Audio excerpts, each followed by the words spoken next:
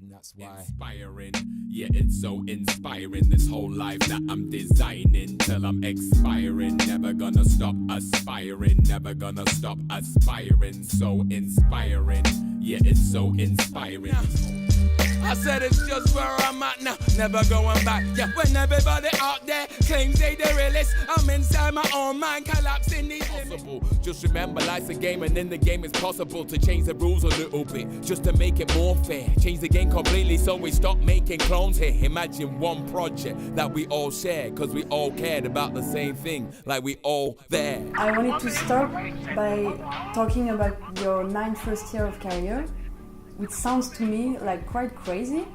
Like you toured with a lot of people, Nas, Daniel Marley, De La Soul, Nelly, even Beyonce, and you did some dope collaboration. Maybe because you got groomed by very big labels, I don't know. How far away now do you feel from that time? Wow, that's another world away, another lifetime ago.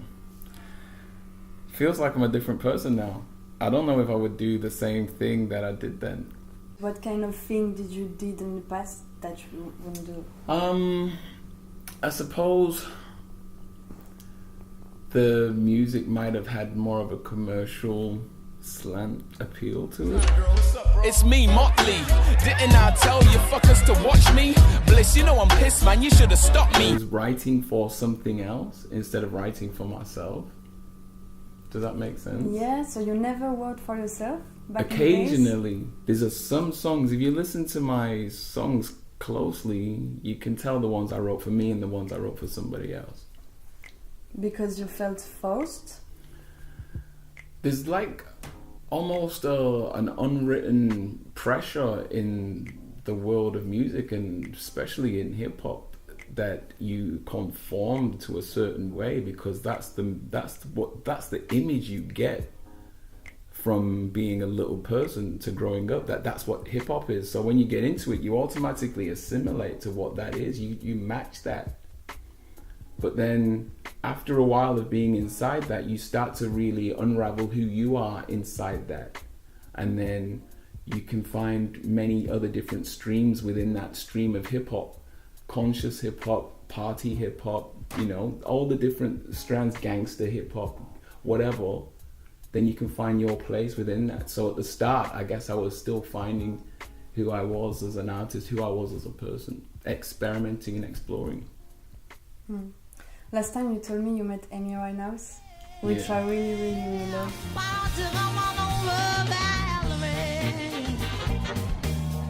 Can you tell me the context of the meeting, even if it was very brief? It was very brief.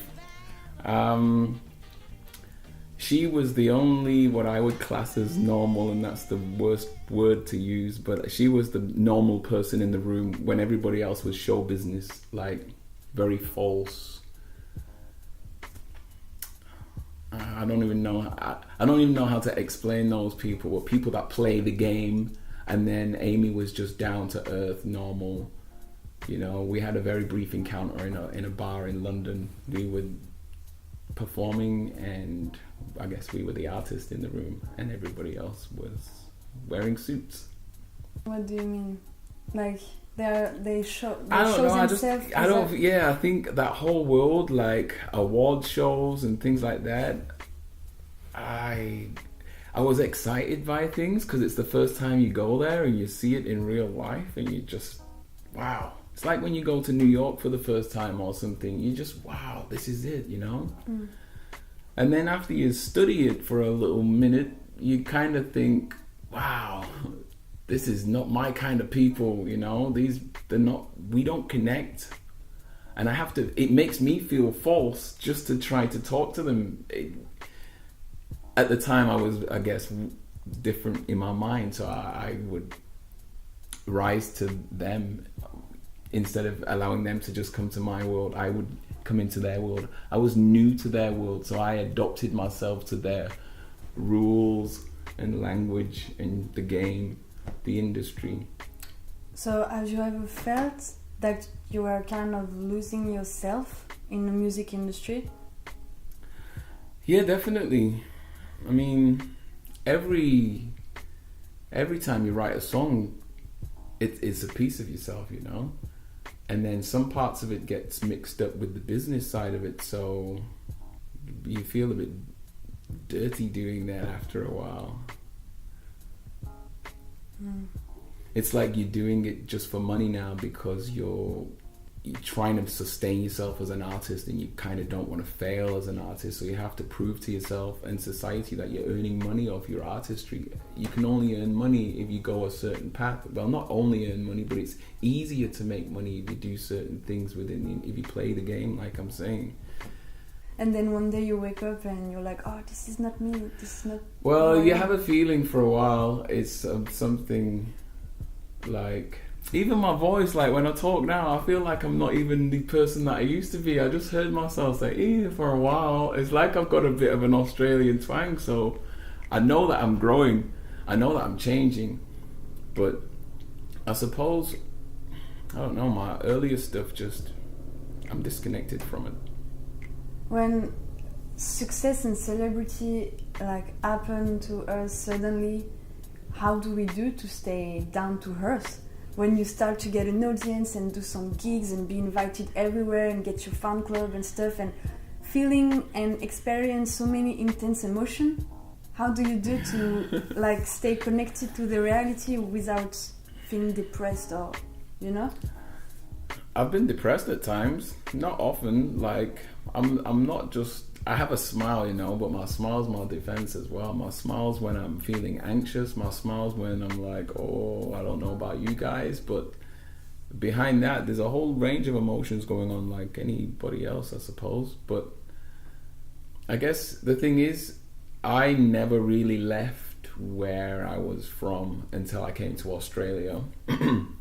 So even when I was doing the tours with Beyonce and Nas and doing shows in the UK and doing TV stuff and radio stuff, I was still in the hood, like probably just moved out of my mom's place, or maybe even still living with my girlfriend's parents at the time.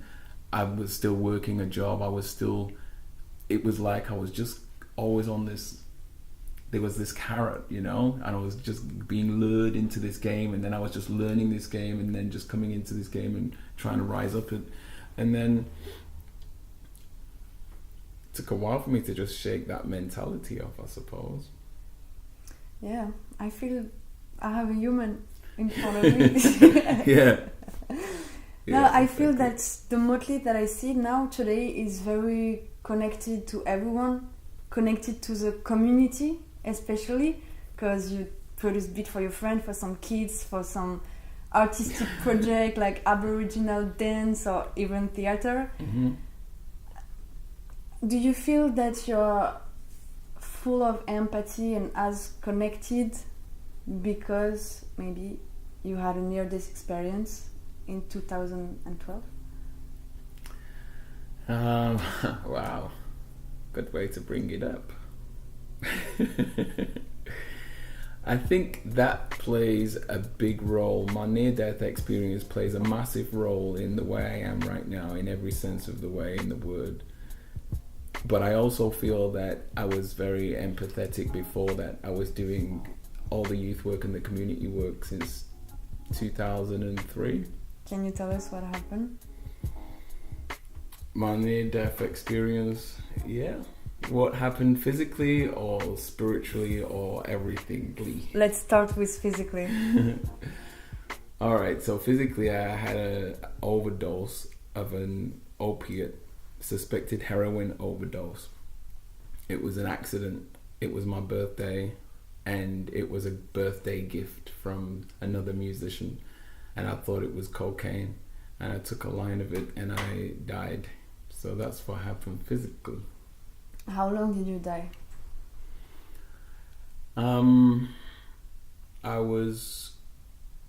It's still unclear. On the report, it says that I'd been dead for 15 minutes before they gave me Narcan to get me going again.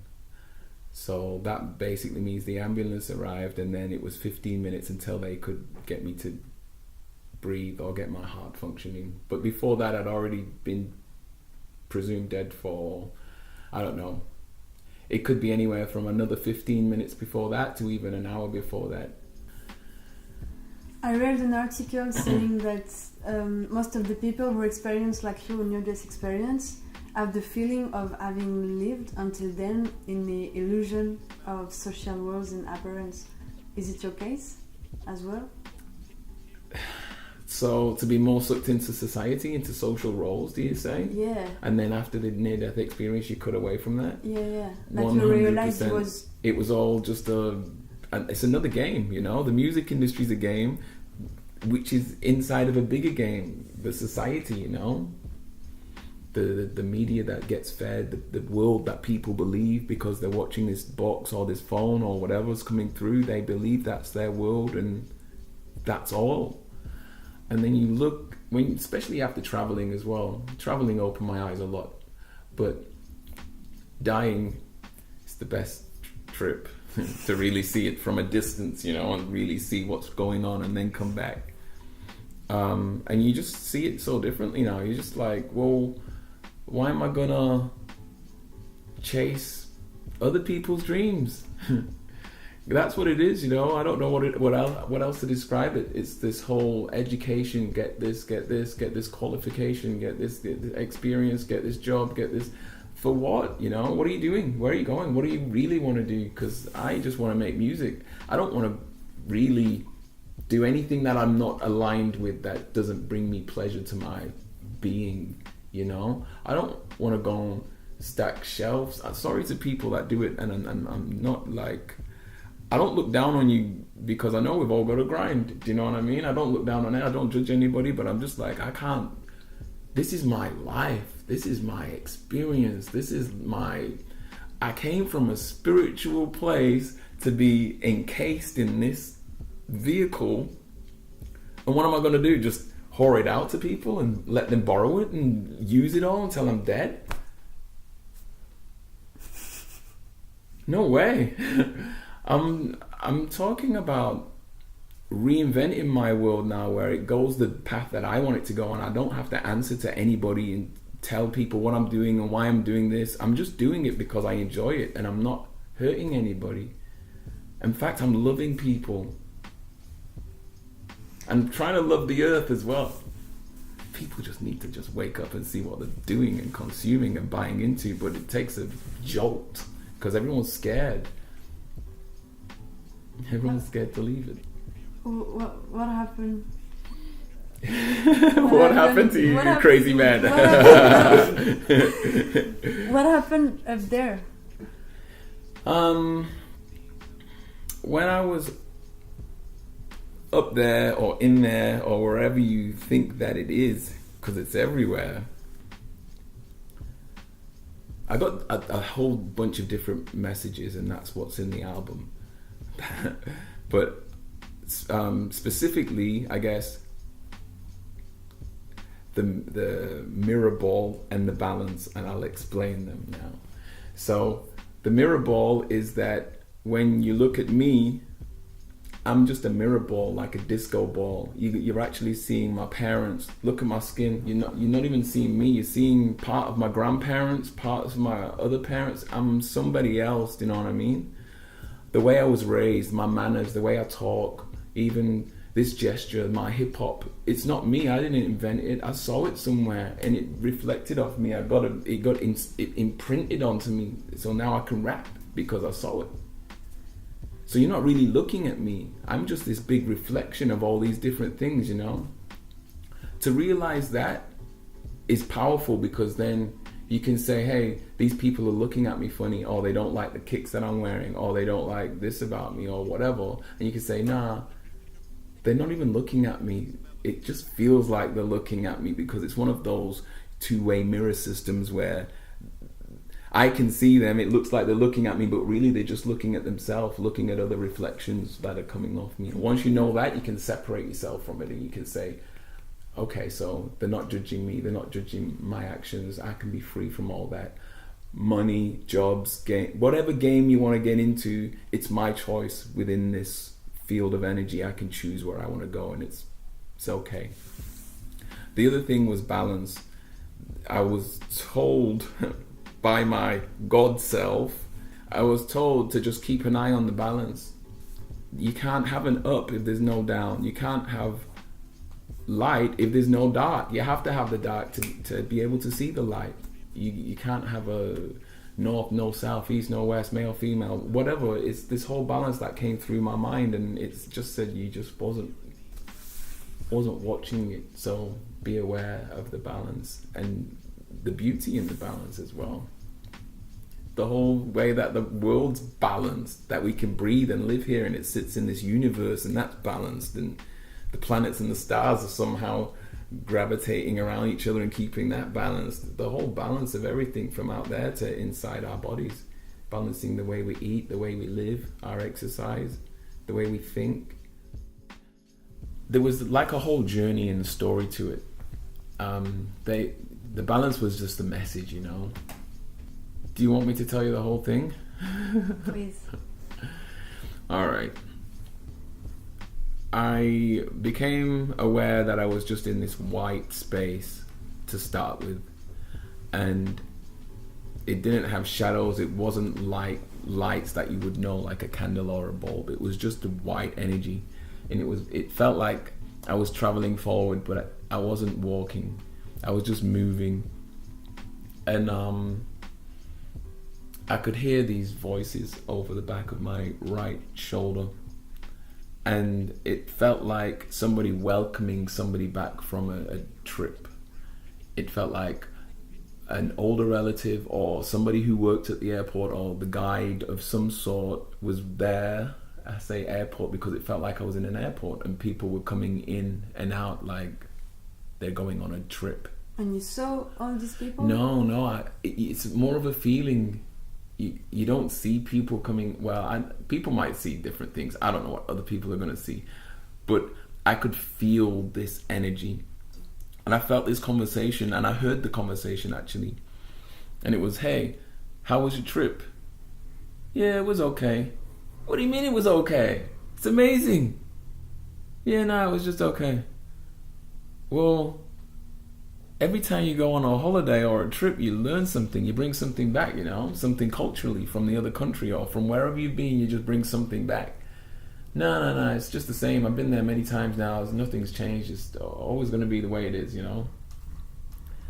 "Well, did you not notice the balance?" "What do you mean the balance?" And then that's when it started going into, you know, the way the whole universe is made, the whole thing. Like, you obviously didn't see it. Without the male, there can't be no female. Without the dark, there can't be light. Up, down, north, south, all these things just went through my brain. I was like, and it was like, oh wow, I didn't see it. No, you weren't looking. You've got to go back. So it was like, you got to be more aware. You know, I was being told, be more aware of everything. Really know what's going on. So that was the first part. There was 2 parts to it. The second part was after the white area. I'm traveling down like a country road. Sounds crazy, but this time I feel more physical. It feels like I'm in a car or something. And it's a dark, starry night. There's trees on each side. And I see a shooting star. I'm like, whoa, was that a shooting star? I'm not sure. I doubt myself because I always doubt myself. And I've never seen a shooting star before, so I had nothing to compare it to. But then driving down a little bit more, I saw a second shooting star. And then I clocked that one with my eyes. I know I saw a shooting star that time. So I was like, maybe the other one was a shooting star then, because, you know, that one was. Anyway, I'm driving a bit further down, and then a third one, I'm like, crazy. That's scary now. It's not even funny. I actually felt scared in my chest, and I was a bit worried. So I started looking at the stars closely, and then all of a sudden, all of them just started raining, like streaks, lines, all the lines just falling out of the sky. And then I was like, whoa. My whole world it's just like somebody just picked up the world and just grabbed it, and all the stars were just like moving, and I was really scared. I didn't really know what to do at that point.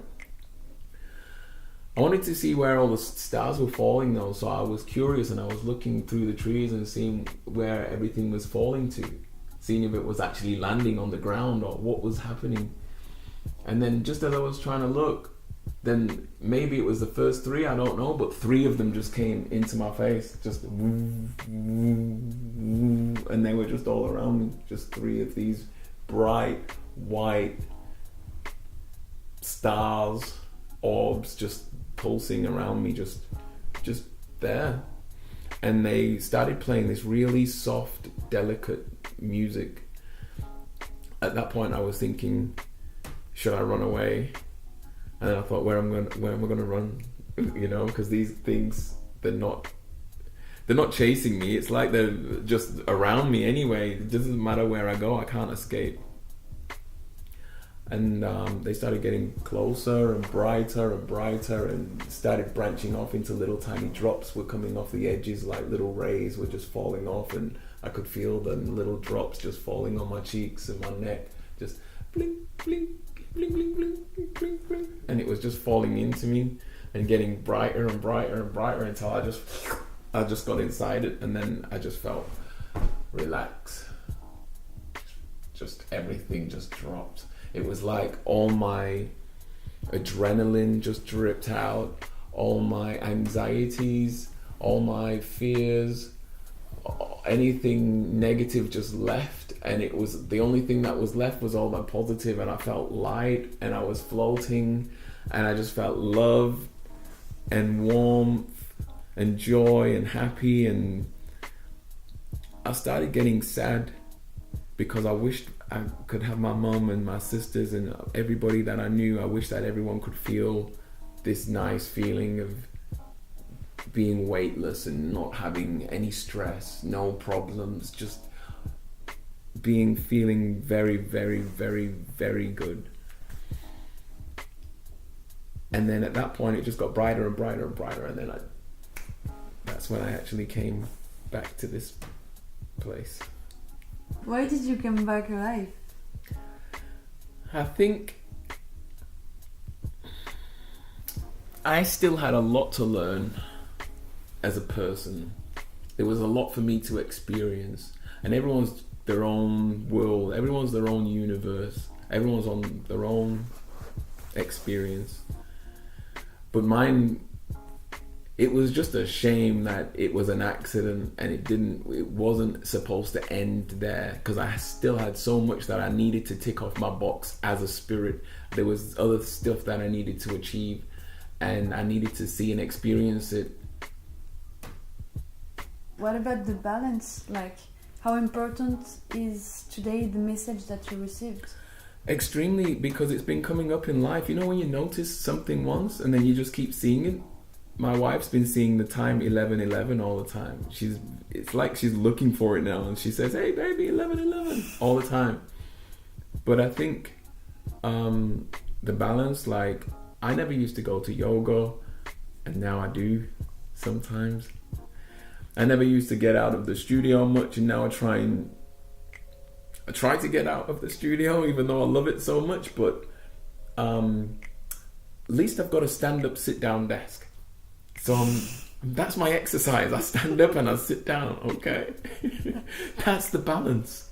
No, but I know I'm aware of the balance. Before I wasn't even aware of the balance. Now I'm trying a little bit. Do you know what I mean? Just a little bit. In that sense. But there's other senses where, like food, you know, I'm more conscious and aware of what I'm eating. So I know I have to balance, even though I've been eating a lot of chocolate lately. But that's the balance, though. I'll hear it and I'll be like, you know, you've been eating a lot of chocolate, right? You know that. And then I'll be like, okay, now I need to balance it the other way by eating carrots. No, carrots is not the opposite of chocolate, but you know what I mean? Just eating less chocolate, that's what I'm saying. Yeah, well, you understand the balance for you now, but like for the world, how can we use this information like in a good way, you know? Well, okay. Everyone's going to have their own personal journey, you know, and balance is going to mean something different to them. People say, oh, don't drink too much, balance, you know. Some people don't even drink at all, so it wouldn't even be part of their thought process. So balance, I guess, just means don't overindulge in one thing or another to some people, or it might just mean be aware of the balance. I don't know what it means to you. It might mean something different to you. I don't know, I'm just thinking that it's not for nothing that you received this message, you especially, and then came back alive. Maybe I'm still trying to figure it out, you know? Maybe I don't know all the answers, and I like that as well. And I think that keeps you going. Not knowing keeps you going. Hey, rhyme. That's what I do. I do rhymes. So yeah, not knowing what's going to happen, it almost keeps you intrigued. It's like that carrot on a stick. It's like it keeps you moving forward. If you knew the answers to everything, the game would be boring already. You would give up. So even yogis and gurus, they're still learning as well. And when you died, did you get the time to realize that, oh shit, no, I'm dead? Is that it? Well, no, I wanted to live more, whatever. Did you realize it? Or?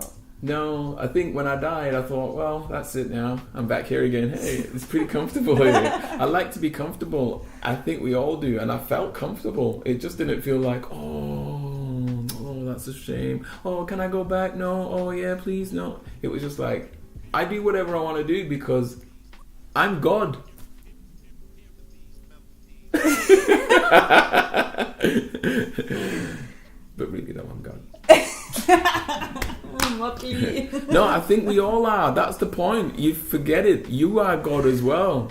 You are the universe. You manifest it. You do whatever you want. There's nothing to be scared of. It's just that's what it is. Is that why you know on Google? Because you're a ghost? Is that why I'm not on Google? Because I'm a ghost? Maybe. You don't exist anywhere. I'm just not about... I love creating art in the studio. I love going in the studio. I love feeling creative. I love getting lost in sounds, and it takes me on journeys, and it paints pictures, and it gives me colors and feelings and taste and temperatures. I feel it. Don't know where I'm going with that. That's the end of it. So you don't need to be on social media. Yeah. I mean, like, I don't feel that. I don't feel, hey guys, just taking a selfie in the studio. Hey, like, it's really just not me to do that. Do you know what I mean? I never ever, even when I'm traveling, ask my wife. I never pull my phone up and say, baby, let's take a picture. This is the Eiffel Tower. I'm not even that guy. You know what I mean? I saw some selfie of you in Darwin. Yeah. It's because I'm trying now. That's me trying. Because it's a digital world where everybody looks at the phones instead of at people's eyes. So I have to connect to people's phones instead of people's eyes. It's a shame, but I have to learn a new skill. I have to learn a new way to communicate. Or people need to learn the old way to communicate. One needs to happen because otherwise we're not going to connect the balance. Exactly. You know, in a lot of the songs and when you perform on stage, I feel like you get two different voices. You play some roles. I'm trying to brag about any sophistication, patience, little Joe, they must stop bases. They can't see what you got, don't give me 100. I don't look back when they shut down my gun on DJs. Whatever I rush, it's on my damn self, cause I don't want resurrection. It's on the damn self. Some friends already told me, oh, is it featuring with somebody on this song? I said, no, it's just one guy. Like, do you have voices crazy. in your mind? Yeah, I think I do. I have a lot of cartoon quotes in my mind, a lot of American stand-up comedy quotes. I have a lot of silly voices that I go into randomly. I have my old British voice that I bring out on occasion. Is it because you're just crazy or because you like to play some roles? Both. I am crazy because we all are. We all just have this Facebook thing, what's nice, and then behind that we all be silly. I think, I hope. So is it part of your future project to expand your artistic horizons?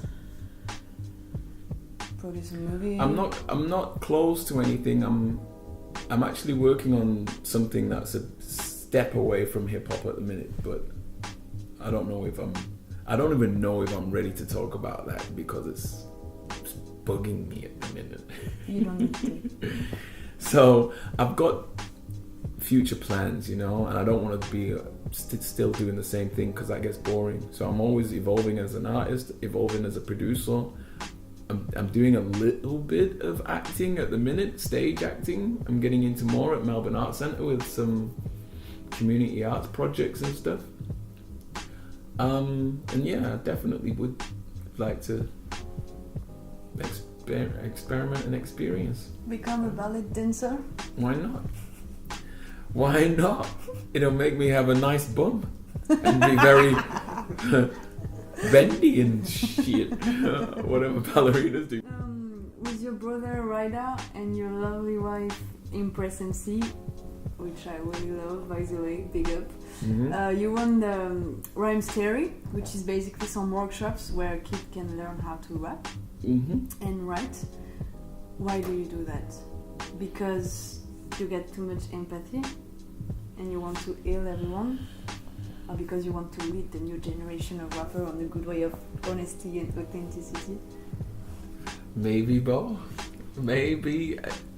I think I do like helping people. It makes me feel nice to see me be able to help somebody achieve something. So if it's rapping, that's something that you're interested in, and I can teach you how to do that, and you're like, oh sweet, this is awesome, then I feel good just because of that, do you know what I mean? So that's number one. Number two, most of the kids have gone through some level of trauma. I've gone through trauma, we've all gone through trauma. So to be able to recognize that in somebody else and to help them through that trauma, even just a step, that's massive. That's another reason why I do it. Most people don't have the confidence to write their own thoughts on a page and then share it with somebody else. So to be able to encourage somebody to do that, it boosts the confidence in other parts of their life. Now they can achieve other things that they didn't think they could do before. A lot of people come into contact and then they're able to do something. It's like there's blocks in people. I feel that's what it is, like a energy blockage or something, and I can find it, get it out, and then they can move past it a bit. And also, my trick is just being a normal listening person and validating what someone's saying. I hear what you're saying and it's true, it is true. What's the basic when we want to be a rapper? Like the main trick to know. Can you give us a trick? It's changed now. To be a rapper, you don't need to do anything. You just have to be an idiot and jump on the stage and go. Yeah, but you have to jump in the good rhythm. Alright, well, to be a dope rapper, it's different. To be a dope rapper, anyone can be a rapper, but to be a dope rapper, that's something different. You have to have timing. You have to be on time with the beat. Otherwise, I'm not listening to you. You have to be rhyming or have some sort of scheme or some sort of flow. Otherwise, it's too random for me to connect. Humans by nature look for cycles. We look for the cycle of the sun, the moon, the hour, the clock. We're drawn to it. It turns us on. So if you're not coming around every now and again with, oh, I'm not feeling it. And thirdly, it has to be about something. Because I don't want to just hear words that rhyme and sound nice. I want it to nourish my mind. I don't want to hear stuff that makes me go dumb and crazy and robotic. So that's what you need to do, basically. Don't follow the cookie cutout. Don't be the next one, just be the first one. Amen. Good, thank you, Motley. That's it for today. You're going to Europe in a few days. I hope you will do some cool music connection and Yeah, spread me your too. vibe there. I'm looking forward to it. I'm especially looking forward to France. Simer Motley. Simer. Mon frère. Frandy.